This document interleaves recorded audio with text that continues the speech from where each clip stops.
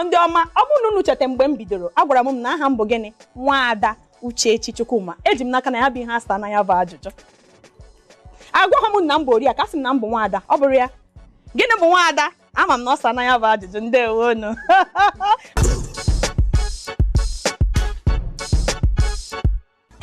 Tupu m bido ihe onyonyo, m ga-asị na abata m n'ihe gbasara entertainment na afọ 2014.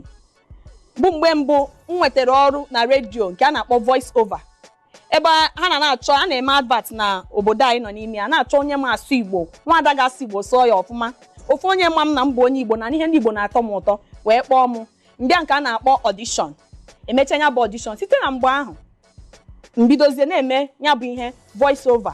Ọbụnadị onye kpọtara m n'isi mbido bụ onye hụkwara m ebe a na-eme ya bụ voice over. Mana abịa na nke ihe onyonyo TV, m ga-asị na m bidoro ya n'afọ gara aga bụ mgbe m bidoro ekwu. O nwere ihe ọgbachi dị ya, ihe ọgbachi ka nkụ.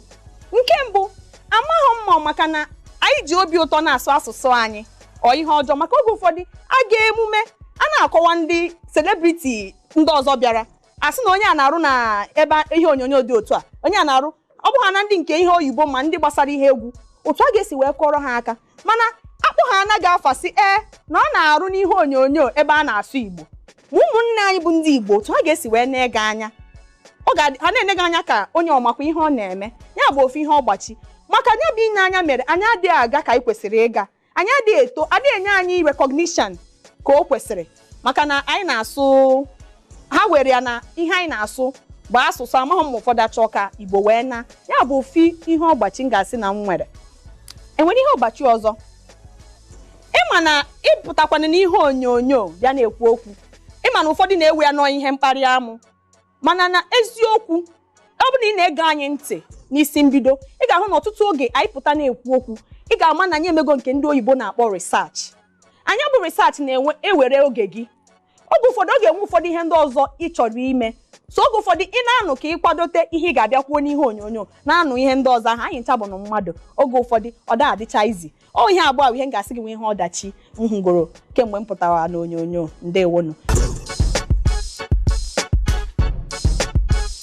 Ajụjụ m nwere ịjụ bụ onye ga-ekwute ebe m siri na ngara primary school. Ịsanya bụ ajụjụ, unu ga-eso anyị na ọha nta akụkọ na www.isimbido.tv. Isimbido nọkwa na Facebook @isimbidotv. Anyị nọkwa na Instagram na Twitter @isimbidotv. Ị nwekwa ike bịa na ọha nta akụkọ nke mụ nwa bụ Uchechi Chukwuma. Anọ m na Facebook @Uchechi Chukwuma. Anọkwa m na Instagram @theflogsy. Theflogsy bụ DFLXY. Ịbịa ebe ahụ zanya bụ ajụjụ, eji m n'aka na ọ ga-enwe ihe ndị isi mbido ga-agwa gị ma ịzata ya ọfụma. Kedu ebe m gara primary school? Ndewonu.